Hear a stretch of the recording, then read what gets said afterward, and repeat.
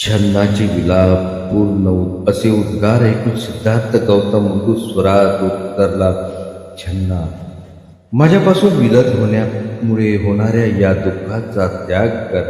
अनेक जन्म घेणाऱ्या पार्थिव शरीरधारी प्राण्यांसाठी वियोग आणि परिवर्तन अपरिहार्य आहे. स्नेहवश मी माझ्या आप्तस्वकीयांचा त्याग केला नाही तरी मृत्यू आमचा वियोग घडवून आणणारच आहे आणि त्यावेळी आम्ही असहाय्य असू. आणि ती माझी माता वेदनांनी विवल होऊन जिने मला जन्म दिला ती माझी माता, तिच्या संबंधात आज मी कुठे आहे आणि माझ्या संबंधात आज ती कुठे आहे. ज्याप्रमाणे संध्याकाळी पक्षी आश्रयासाठी आपापल्या झाडावर एकत्र होतात आणि सकाळ झाली की पुन्हा झाड सोडून जातात, तसेच मनुष्य प्राण्यांचेही आहे. त्यांच्या मिलनाची समाप्ती वियोगातच होते. मित्रांनो, व्हिडिओच्या मागील भागात आपण बुद्ध आणि त्यांचा धम्म या ग्रंथाचे पठण केले आहे, जे लिहिले आहे परमपूज्य डॉक्टर बाबासाहेब आंबेडकर यांनी. आता पुढील वाचनाला आपण सुरुवात करूया. ज्याप्रमाणे आकाशातील मेघ पुनर्वियोगासाठीच एकत्र येतात, तसेच प्राणी मात्राचेही आहे मिलन आणि वियोग. हे जग ज्याप्रमाणे एक दुसऱ्याची वंचना करीत गतिमान होत असते, म्हणून मिलन समयी ती वस्तू आपली मानणे म्हणजे आत्मवंचनाच होय. हे असे आहे. म्हणून माझ्या मित्रा, दुःखी होऊ नको. तू परत जा. परत गेल्यावरही तुझा स्नेह कायम राहिलाच तर पुन्हा माझ्याकडे परत येईल. परंतु तुला प्रथम परत जाणे आवश्यक आहे. मला दोष न देता कपिलवस्तूंच्या लोकांना सांग, तुम्ही त्यांच्याविषयी मोह ममतेचा त्याग करा, कारण त्याचा संकल्प दृढ आहे. स्वामी आणि सेवकाचा हा संवाद ऐकून कंथने, त्या राजसी अश्वाने जिव्हेने सिद्धार्थाचे चरण स्पर्शिले आणि त्याच्या चरणावर उष्ण अश्रू गाळले. ज्याच्या हाताची बोटे सूक्ष्म तंतूंनी जोडलेली आहेत, ज्याच्या तळहातावर मंगल स्वास्तिक आहे, ज्याच्या तळहाताच्या मध्यभागी अंतर्गत आहे, अशा गौतमाने स्वहस्ते कंथकाला थोपटले आणि मित्रासारखे संबोधिले, कंथका, अश्रू गाळू नकोस. हे दुःख सहन कर. तुझ्या श्रमाला निश्चितच गोड फळे येतील. छन्न समजूनही चुकला की वियोगाची घटका जवळ आली आहे, म्हणून त्याने वत्कल वस्त्र धारण केलेल्या गौतमाला आदराने प्रणाम केला. नंतर गौतमाने छन्न आणि कंथक यांचा निरोप घेतला व आपल्या मार्गाने प्रयाण केले. जेव्हा छन्नाने पाहिले की आपला स्वामी राजत्याग करून वत्कल वस्त्रे धारण करून ऋषीवनाकडे प्रयाण करीत आहे, तेव्हा त्याला राहावले नाही. त्याने दोन्ही बाहू उंचावून मोठ्याने आक्रोश करीत भूमीवर लोटांगण घातले. त्याने पुन्हा मागे वळून पाहिले, मोठ्याने विलाप केला, कंथकाला मिठीत घेतले आणि मोठ्या निराश मनाने दुःख व्यक्त करीत तो परतीच्या वाटेला लागला. परतीच्या वाटेवर मध्येच थांबून तो विचार करीत होता.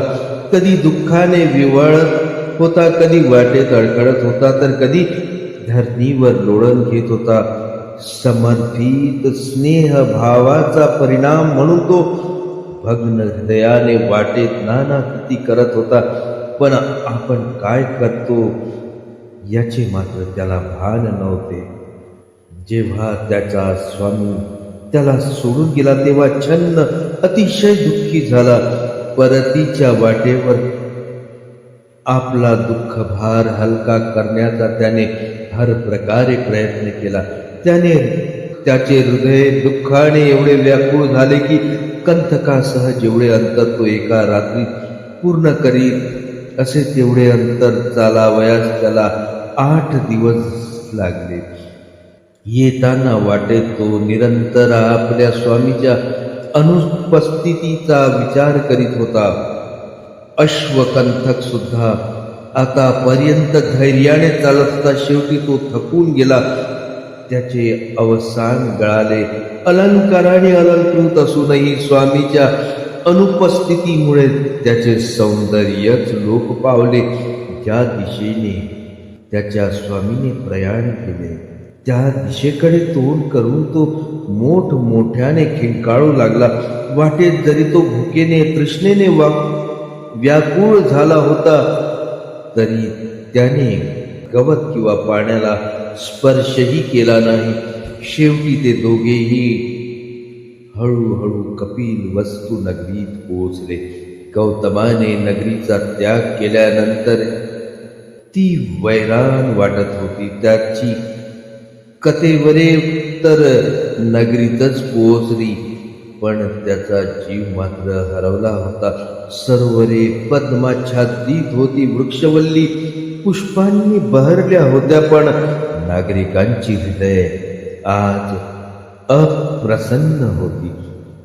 जेव्हा ते दोघेही निस्तेज मुख आणि नयनात अश्रू घेऊन हळूहळू नगरीत प्रवेश करते झाले तेव्हा त्यांना संपूर्ण नगरीच अंधारात न्हाली आहे असे वाटले.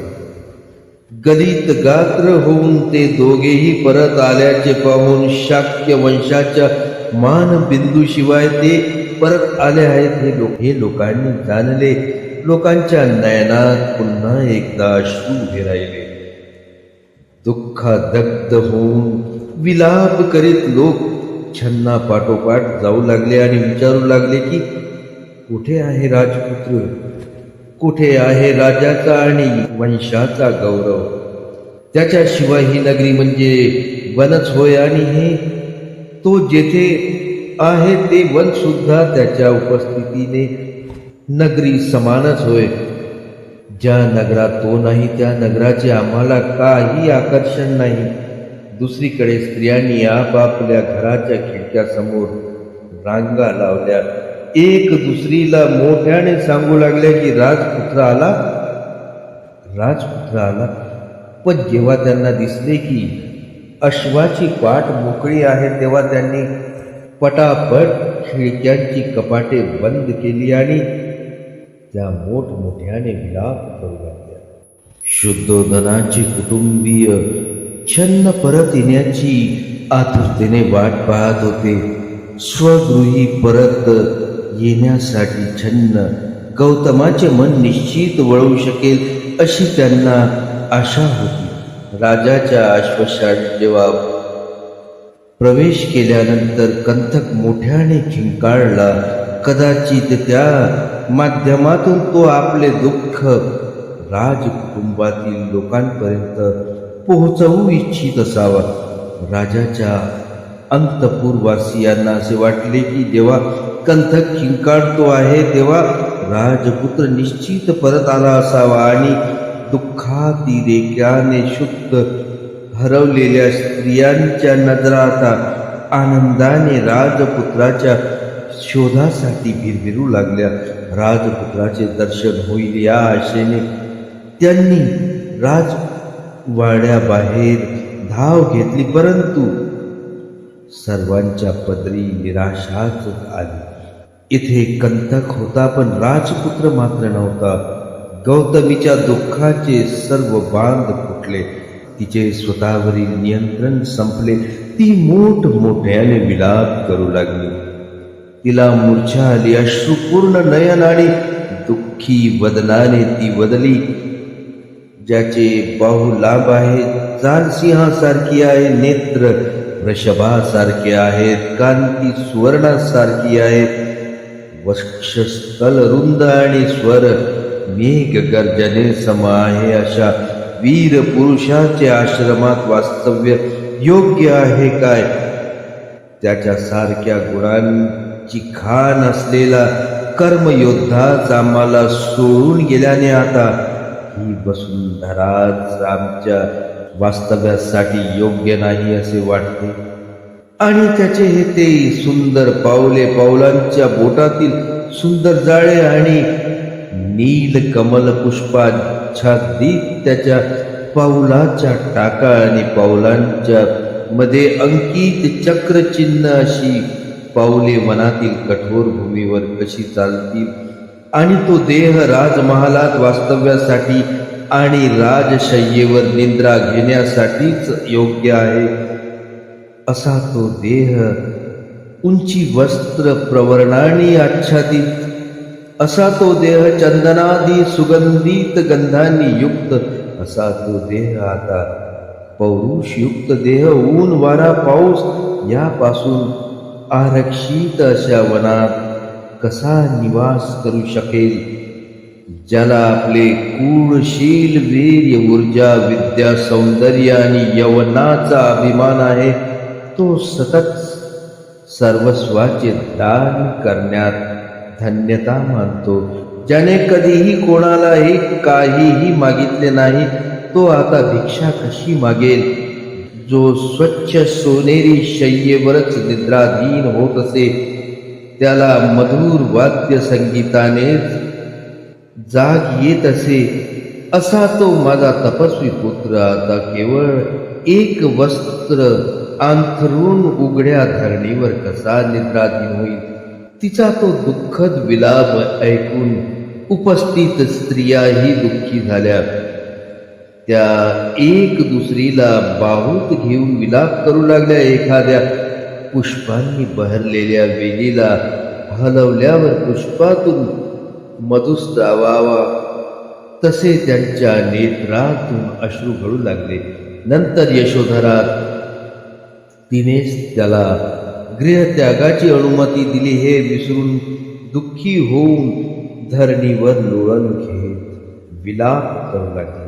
मी त्याची विधिवत भार्या असताना त्याने माझा त्याग केलाच कसा? त्याने मला विधवा म्हणून कसे सोडून दिले? आपल्या भार्येला आपल्या नूतन जीवनाची भागीदार म्हणून त्याला सहज स्वीकारता आले नसते काय, असे प्रश्न विचारू लागली. मला स्वर्गाची अपेक्षा नव्हती. माझ्या प्रियकराने मला या जगी तर नाहीच नाही, परंतु दुसऱ्या जगातही मला सोडून जाऊ नये एवढीच माझी इच्छा होती. मी कदाचित त्या विशालाक्ष तेजस्वी स्मित वदनाकडे पाहण्या योग्य नसेनही, पण बिचाऱ्या राहुलचा काय दोष? आपल्या पित्याच्या मांडीवर खेळावयाचा त्याचा अधिकार नाही काय? अरे रे, त्या वीर पुरुषाचे सौंदर्य जरी कोमल भासत असले तरी हृदय मात्र वज्रासम कठीण आहे. तो पराकोटीचा निर्दयी आहे. अन्यथा तो आपल्या बोबड्या बोलाने शत्रूलाही जिंकू शकेल. अशा आपल्या पुत्राला सोडून कोण जाऊ शकेल? माझे हृदय कठोर कठीण असावे, ते पाषाण बनले असावे किंवा लोहाचे तरी बनले असावे, म्हणून माझे स्वामी सोडून वनात गेले तरी ते भंग पावले नाही. माझे स्वामी आपले राजवैभव त्यागून मला अनाथ करून गेले असतानाही ते भंग पावले नाही. परंतु मी तरी आता काय करू? माझे दुःख एवढे विशाल आहे की ते आता माझ्याने सहन होत नाही. यशोधरेने दुःखाने आपला संयम गमावला. ती मोठमोठ्याने विलाप करू लागली. तशी ती स्वभावताच आत्मसंयमी होती, परंतु दुःखच एवढे मोठे होते की तिला आपला संयम कायम राखता आला नाही. यशोधरेला भूमीवर लोळण घेताना, मोठमोठ्याने आक्रोश करताना, विलाप करताना आणि दुःखोद्गार व्यक्त करताना पाहून उपस्थित स्त्रियाही विलाप करू लागल्या. कमलपुष्पांना मुसळधार पावसाने झोडपून काढावे तसा त्यांच्या नेत्रातून अश्रूंचा पूर वाहू लागला. छन्न आणि कंथक परत आले. हे पाहून आणि आपल्या पुत्राचा दृढ संकल्प ऐकून शुद्धोधनाच्या हृदयात मोठा आघात झाला.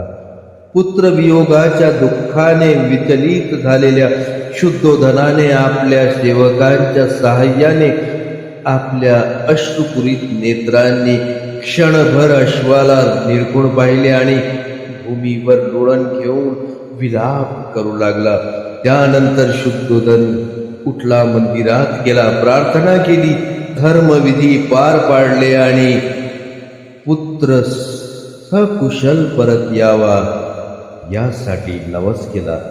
अशा प्रकारे शुद्धोधन, गौतमी आणि यशोधरा यांचा जीवनक्रम सुरू राहिला.